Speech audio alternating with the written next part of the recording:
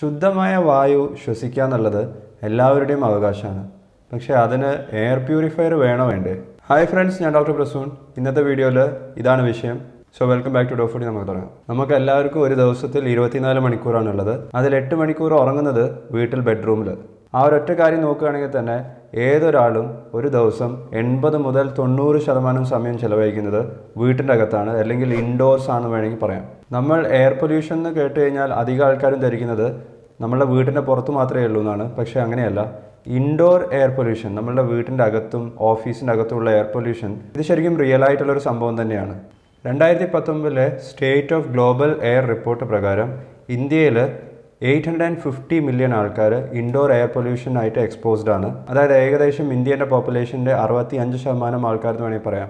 ഇത്രയും ആൾക്കാർ എക്സ്പോസ്ഡ് ആണെന്ന് മാത്രമല്ല, ഒരു വർഷം ഇൻഡോർ എയർ പൊല്യൂഷൻ കാരണം ലോകത്ത് മരണപ്പെടുന്ന ആൾക്കാരുടെ എണ്ണം എന്ന് പറയുന്നത് 16 ലക്ഷമാണ്. ഇനി എങ്ങനെയാണ് ഈ മരണമൊക്കെ സംഭവിക്കുന്നത്? എങ്ങനെയാണ് ഇൻഡോർ എയർ പൊല്യൂഷൻ നമ്മളുടെ ശരീരത്തിനെ ബാധിക്കുന്നതെന്ന് ആദ്യം പറയാം. നമ്മൾ ശ്വസിക്കുന്ന എയറിൽ പെർട്ടിക്കുലേറ്റ് മാറ്റർ ഉണ്ട്, അല്ലെങ്കിൽ PM എന്ന് വേണമെങ്കിൽ പറയാം.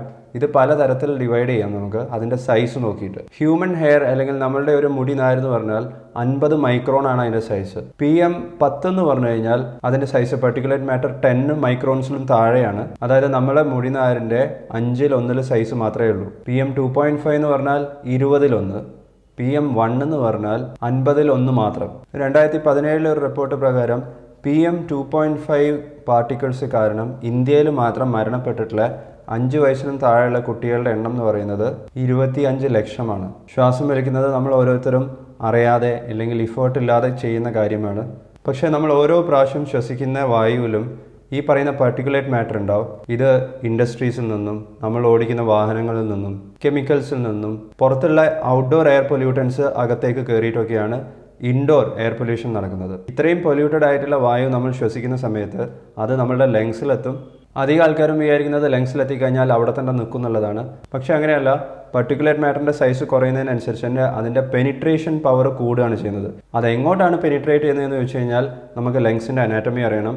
ലങ്സിൽ എയർ എക്സ്ചേഞ്ച് നടക്കുന്നത് ബ്ലഡുമായിട്ടാണ്. അപ്പോൾ ഈ പെർട്ടിക്കുലേറ്റ് മാറ്റർ നമ്മളുടെ ബ്ലഡിലേക്കാണ് കയറുന്നത്, നമ്മളുടെ ആർട്ടറീസിലേക്ക്. അപ്പോൾ ഈ പെർട്ടിക്കുലേറ്റ് മാറ്ററൊക്കെ കയറുന്നത് നമ്മളുടെ രക്തത്തിലേക്കാണ്. ആർട്ടറീസിലെത്തും, വെയിൻസിലെത്തും. ബ്ലഡ് എവിടെയൊക്കെ പോകുന്നു അവിടെയൊക്കെ ഈ പറയുന്ന പെർട്ടിക്കുലേറ്റ് മാറ്റർ പോവുകയും ചെയ്യും. വേൾഡ് ഹെൽത്ത് ഓർഗനൈസേഷൻ്റെ കണക്ക് പ്രകാരം ഇൻഡോർ എയർ പൊല്യൂഷൻ കാരണം നമ്മൾ മനുഷ്യന്മാർക്ക് മരണം സംഭവിക്കുന്നതിൻ്റെ ഏറ്റവും പ്രധാനപ്പെട്ടിട്ടുള്ള കാരണം അധികം ആൾക്കാരും വിചാരിക്കുന്നത് പോലെ ലങ്സിലുണ്ടാവുന്ന പ്രശ്നങ്ങൾ മാത്രമല്ല, നേരെ മറിച്ച് heart അറ്റാക്കും സ്ട്രോക്കുമാണ്.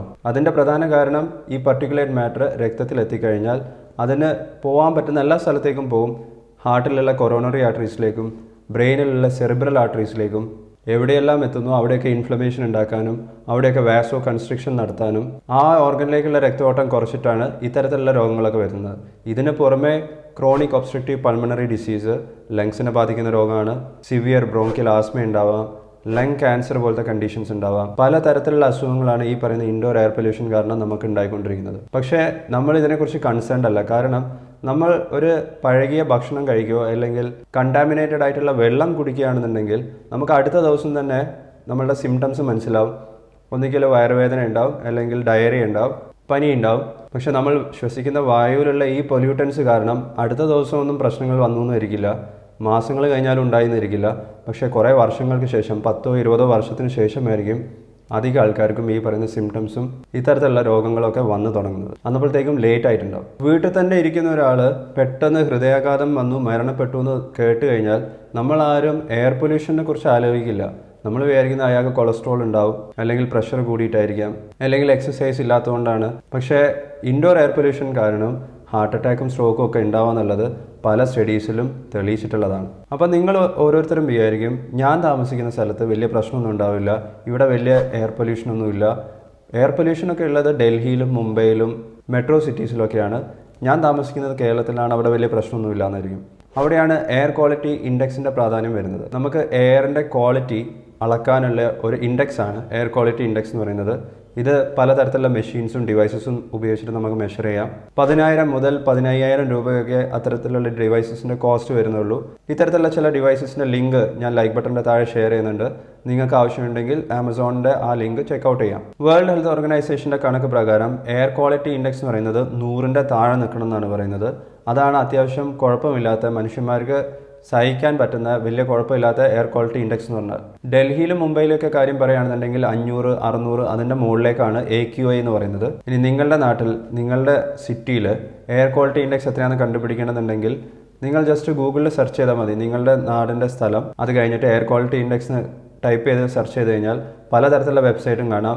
National air quality index എന്നൊക്കെ പറഞ്ഞിട്ടും വെബ്സൈറ്റ്സ് ഉണ്ട്.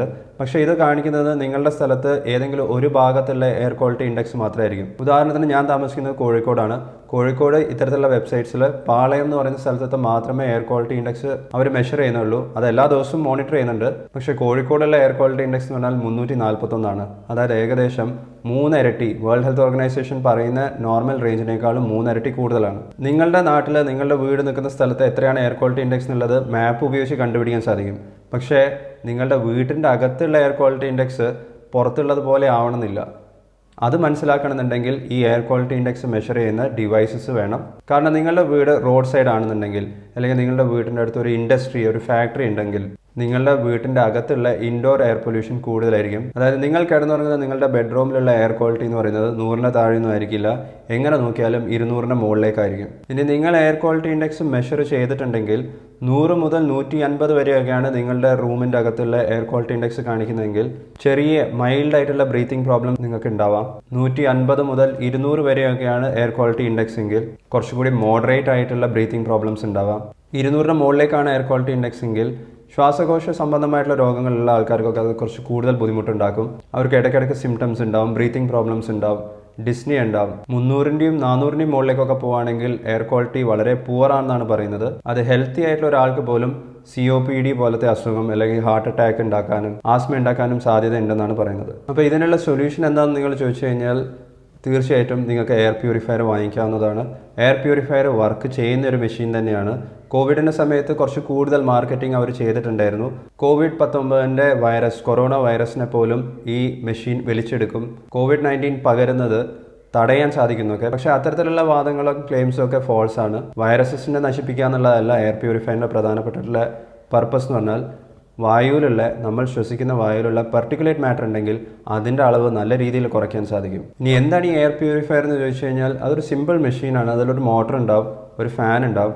ഈ ഫാന് നമ്മളുടെ വായു, പുറത്തു നല്ല സറൗണ്ടിങ്സ് നല്ല വായു വലിച്ചെടുക്കും. എന്നിട്ട് ഒരു HEPA ഫിൽറ്ററിൻ്റെ അകത്തു കൂടെ ഈ വായുവിനെ കയറ്റിവിടും. ഈ ഫിൽറ്റർ പോളിസ്റ്റർ പോലത്തെ ഒരു മെറ്റീരിയൽ ഉപയോഗിച്ചിട്ട് നല്ല ടൈറ്റായിട്ട് ഉണ്ടാക്കിയിരിക്കുന്ന ഫിൽറ്ററാണ്. ക്വാളിറ്റി കൂടുതലായിരിക്കും. പല തരത്തിലുള്ള HEPA ഫിൽറ്റേഴ്സ് ഉണ്ട്. 13, 14ൻ്റെ മുകളിലേക്കുള്ളതൊക്കെയാണ് നമ്മൾ ട്രൂ HEPA ഫിൽറ്റേഴ്സ് എന്ന് പറയുന്നത്. 1940s യുണൈറ്റഡ് സ്റ്റേറ്റ്സിൽ സെക്കൻഡ് വേൾഡ് വാറിൻ്റെ സമയത്താണ് HEPA ഫിൽറ്റർ കണ്ടുപിടിച്ചത്.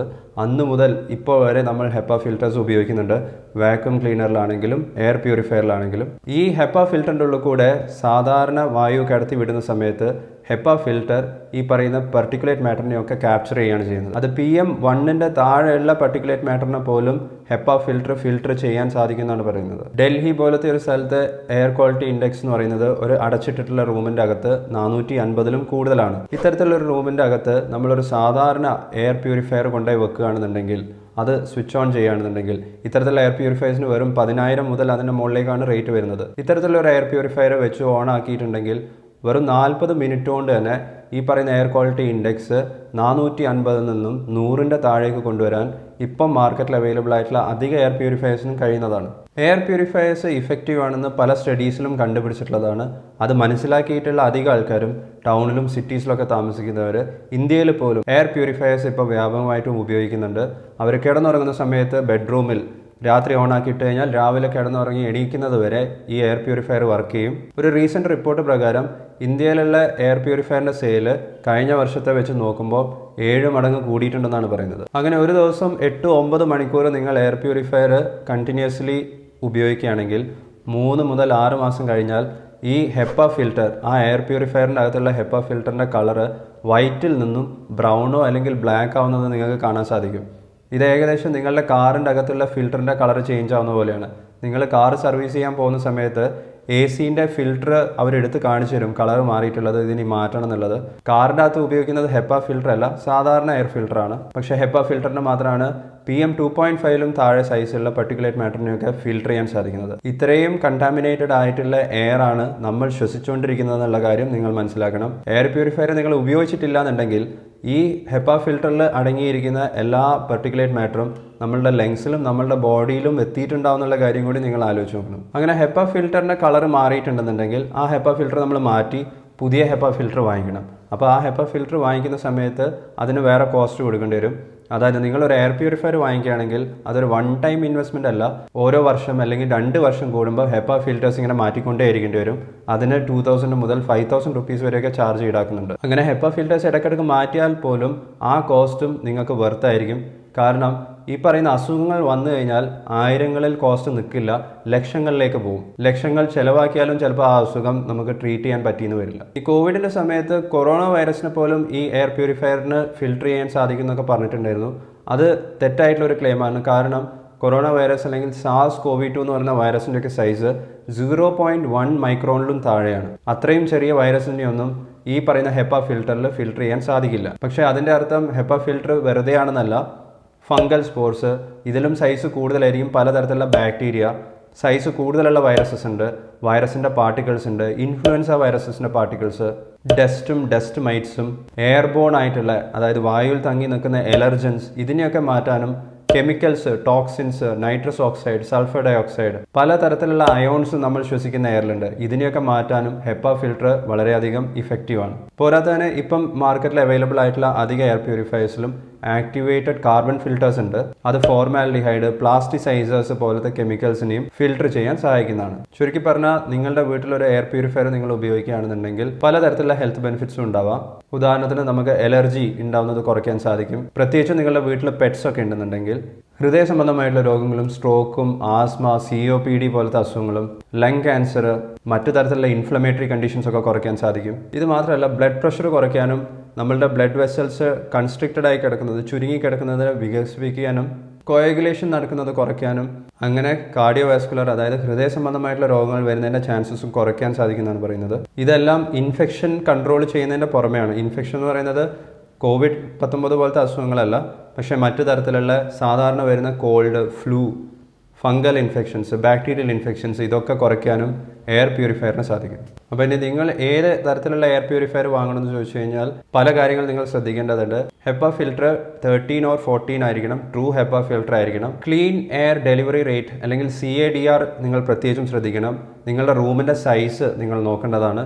ചെറിയ ഫിൽറ്റർ ചെറിയ റൂംസിന് പറ്റുന്നതാണ്. എത്ര സ്ക്വയർ ഫീറ്റ് ആണ് നിങ്ങളുടെ റൂം അല്ലെങ്കിൽ എത്ര സ്ക്വയർ ഫീറ്റ് ആണ് നിങ്ങളുടെ വീട് എന്നുള്ള കാര്യം നോക്കിയിട്ട് വേണം എയർ പ്യൂരിഫയേഴ്സ് വാങ്ങിക്കാൻ.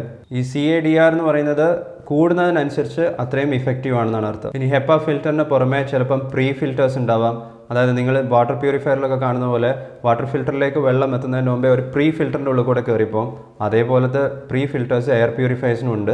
ഇത്തരത്തിൽ പ്രീ ഫിൽറ്റേഴ്സ് ഉള്ള എയർ പ്യൂരിഫയേഴ്സ് ആണെന്നുണ്ടെങ്കിൽ നിങ്ങളുടെ HEPA ഫിൽറ്ററിൻ്റെ ലൈഫ് കുറച്ചും കൂടി കൂട്ടാൻ സാധിക്കും. മറ്റു തരത്തിലുള്ള ഫിൽറ്റേഴ്സ് നേരത്തെ പറഞ്ഞ പോലെ തന്നെ ആക്ടിവേറ്റഡ് കാർബൺ, ചാർക്കോൾ, ഇത്തരത്തിലുള്ള ഫിൽറ്റേഴ്സ് ഉണ്ടെങ്കിലും അത് കുറച്ചും കൂടി ഇഫക്റ്റീവ് ആയിരിക്കും. ഇതൊന്നും പോരാത്തതിന് പലതരത്തിലുള്ള എയർ പ്യൂരിഫയേഴ്സിലും അൺവാണ്ടഡ് ആയിട്ടുള്ള ആവശ്യമില്ലാത്ത കുറേ ഫീച്ചേഴ്സ് നിങ്ങൾക്ക് കാണാം.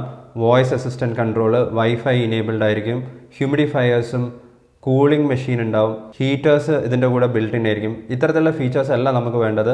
ബേസിക്കായി എയറിനെ പ്യൂരിഫൈ ചെയ്യാനുള്ള കഴിവാണ്. അതിന് നല്ല ക്വാളിറ്റിയിലുള്ള ഒരു HEPA ഫിൽറ്റർ ഉണ്ടെന്നുണ്ടെങ്കിൽ അത് മാത്രമാണ് എയർ പ്യൂരിഫയറിൽ അത്യാവശ്യമായിട്ടും വേണ്ടത്. അധിക എയർ പ്യൂരിഫയേഴ്സിലും ബിൽറ്റ് ഇൻ ആയിട്ട് എയർ ക്വാളിറ്റി ഇൻഡെക്സ് നോക്കുന്ന സെൻസേഴ്സ് ഉണ്ട്. പക്ഷേ നിങ്ങൾ ഡെഡിക്കേറ്റഡ് ആയിട്ടുള്ള എയർ ക്വാളിറ്റി ഇൻഡെക്സ് നോക്കുന്ന സെൻസേഴ്സ് വാങ്ങിക്കുകയാണെങ്കിൽ അതിൻ്റെ അത്ര അക്യുറസി എയർ പ്യൂരിഫയറിൻ്റെ അകത്തുള്ള സെൻസേഴ്സിന് ഉണ്ടാവില്ല. ഇനി നിങ്ങൾക്ക് ഏതാണ് ഏറ്റവും മികച്ച എയർ പ്യൂരിഫയർ, ഞാൻ അത്തരത്തിലൊരു വീഡിയോ ചെയ്യണമെന്ന് നിങ്ങൾക്ക് ആഗ്രഹമുണ്ടെങ്കിൽ താഴെ കമൻറ്റ് ബോക്സിൽ രേഖപ്പെടുത്തുക. നിങ്ങൾ ഏതെങ്കിലും എയർ പ്യൂരിഫയർ ഓൾറെഡി ഉപയോഗിക്കുന്നുണ്ടെങ്കിൽ അത് ഏതാണെന്നുള്ളതും കമൻറ്റ് ബോക്സിൽ രേഖപ്പെടുത്തുകയാണെങ്കിൽ നമ്മളുടെ മറ്റുള്ള വ്യൂവേഴ്സിന് തീർച്ചയായിട്ടും അത് ഹെൽപ്പ് ചെയ്യും. അധിക നല്ല എയർ പ്യൂരിഫയേഴ്സിന് വില വരുന്നത് 20,000 അല്ലെങ്കിൽ അതിൻ്റെ മുകളിലേക്കാണ്. പക്ഷേ ഇത്രയും വില കൊടുത്തിട്ടുള്ള ഒരു എയർ പ്യൂരിഫയർ വാങ്ങിക്കണമെന്ന് നിർബന്ധമില്ല. നിങ്ങളുടെ വീട്ടിലുള്ള പെഡസ്റ്റൽ ഫാനോ ഒരു വാൾ ഫാനോ ഉപയോഗിച്ചിട്ട് നിങ്ങൾക്ക് തന്നെ ഒരു HEPA ഫിൽറ്റർ വാങ്ങിച്ചിട്ട് നല്ലൊരു എയർ പ്യൂരിഫയർ ഉണ്ടാക്കാൻ സാധിക്കും. അത് വർക്കും ചെയ്യും. അതെങ്ങനെ ചെയ്യണം എന്നുള്ളത് ഒരു TEDx വീഡിയോയിൽ വിശദീകരിക്കുന്നുണ്ട്. ആ വീഡിയോൻ്റെ ലിങ്കും നിങ്ങൾക്ക് ലൈക്ക് ബട്ടൻ്റെ താഴെ കാണാവുന്നതാണ്. ഒരു കാര്യം എല്ലാവരും മനസ്സിലാക്കേണ്ടത്, എയറിൽ ഫ്ലോട്ട് ചെയ്തിരിക്കുന്ന ഡസ്റ്റ് പാർട്ടിക്കിൾസിനെയും പാർട്ടിക്കുലേറ്റ് മാറ്ററിനെയാണ് എയർ പ്യൂരിഫയർ ഫിൽട്ടർ ചെയ്യുന്നത്. ഒരു സർഫസിൻ്റെ മുകളിൽ, ഒരു മേശൻ്റെ മുകളിൽ, നമ്മളുടെ ഫ്രിഡ്ജിൻ്റെ മുകളിൽ തങ്ങി നിൽക്കുന്ന പൊടി, അല്ലെങ്കിൽ സോഫേൻ്റെ മുകളിൽ സെറ്റിൽ ചെയ്തിട്ടുള്ള ഡസ്റ്റോ അല്ലെങ്കിൽ അത്തരത്തിലുള്ള പാർട്ടിക്കുലേറ്റ് മാറ്റർ ഉണ്ടെങ്കിൽ, വിൻഡോസിൽ അല്ലെങ്കിൽ കബേർഡിൻ്റെ മുകളിൽ, ഫ്ലോറിൽ, നിലത്ത് വീണ് കിടക്കുന്ന തരത്തിലുള്ള പാർട്ടിക്കുലേറ്റ് മാറ്റർ ഒക്കെ ആണെന്നുണ്ടെങ്കിൽ അതൊന്നും എയർ പ്യൂരിഫയർ വലിച്ചെടുക്കില്ല, ഫിൽട്ടർ ചെയ്യില്ല. അത്തരത്തിലുള്ള പൊടിയൊക്കെ നമുക്ക് വാക്വം ചെയ്യുന്നതാണ് നല്ലത്. അടിച്ചു വാരുന്ന സമയത്ത് അല്ലെങ്കിൽ ഡസ്റ്റിംഗ് ചെയ്യുന്ന സമയത്ത് നമ്മൾ ഒരു ഭാഗത്തുള്ള പൊടീനെ അവിടെ നിന്നും മാറ്റി മറ്റൊരു സ്ഥലത്തേക്ക് മാറ്റുക മാത്രമാണ് ചെയ്യുന്നത്. അതായത് പൊടി വേറെ എങ്ങോട്ടും പോകുന്നില്ല, പാർട്ടിക്കുലേറ്റ് മാറ്റർ എങ്ങോട്ടും പോകുന്നില്ല, വീടിൻ്റെ അകത്ത് തന്നെ ഉണ്ടാവും. പക്ഷെ നമ്മൾ നല്ലൊരു ക്വാളിറ്റി വാക്വം ക്ലീനറാണ് ഉപയോഗിക്കുന്നതെങ്കിൽ ഈ പ്രശ്നം നമുക്ക് ഒഴിവാക്കാൻ സാധിക്കും. ഇനി നിങ്ങളുടെ വീട്ടിൻ്റെ അകത്തുള്ള എയർ ക്വാളിറ്റി കൂട്ടാൻ, ഇൻഡോർ എയർ പൊല്യൂഷൻ കുറയ്ക്കാൻ നിങ്ങൾക്ക് മറ്റു കുറച്ച് കാര്യങ്ങളും കൂടി ചെയ്യാം. ഇൻഡോർ പ്ലാന്റ്സ് നിങ്ങൾക്ക് ഉപയോഗിക്കാം. ഇതിൻ്റെ ഉദാഹരണമാണ് അരീക്ക പാം, മണി പ്ലാന്റ്, അലോവിറ, ഫിലോഡെൻഡ്രോൺ. പലതരത്തിലുള്ള ഇൻഡോർ പ്ലാന്റ്സും ഇതേപോലെ വർക്ക് ചെയ്യുന്നതാണ് പറയുന്നത്. പക്ഷേ ഒരു എയർ പ്യൂരിഫയറിൻ്റെ അത്രയും ഇഫക്റ്റീവ് ആയിരിക്കില്ല എന്നേ ഉള്ളൂ. നിങ്ങളുടെ വീട്ടിൽ അനാവശ്യമായി കാൻഡിൽസോ അല്ലെങ്കിൽ അഗർബത്തിയോ ഒക്കെ കത്തിക്കുന്നത് കുറയ്ക്കുക. വീട്ടിൽ ഏറ്റവും കൂടുതൽ പൊല്യൂഷൻ ഉണ്ടാവുന്നത് കിച്ചണിലാണ്. കിച്ചണിൽ നമ്മൾ ഗ്യാസ് ഉപയോഗിക്കുന്നുണ്ട്, സ്റ്റൗ ഉപയോഗിക്കുന്നുണ്ട്. അപ്പോൾ കിച്ചൺ നിങ്ങളുടേത് പ്രോപ്പർലി വെന്റിലേറ്റഡ് ആയിരിക്കണം. വായും വെളിച്ചവും കയറുന്ന രീതിയിൽ കിച്ചൺ ഓപ്പൺ ആയിരിക്കണം. വിൻഡോസ് ഓപ്പൺ ചെയ്തിടുക. നല്ല ക്വാളിറ്റി ഉള്ള ഒരു കിച്ചൺ ചിമ്മിണി നിങ്ങൾ ഉപയോഗിക്കുക. ഗ്യാസ് സ്റ്റൗവിൻ്റെ മുകളിൽ കൃത്യമായി ചിമ്മിണി ഇൻസ്റ്റാൾ ചെയ്യുക. ഗ്യാസ് സ്റ്റൗവിൽ കുക്കിംഗ് ചെയ്യുന്ന സമയത്തൊക്കെ ചിമ്മിണി നിങ്ങൾ ഓൺ ചെയ്യുക.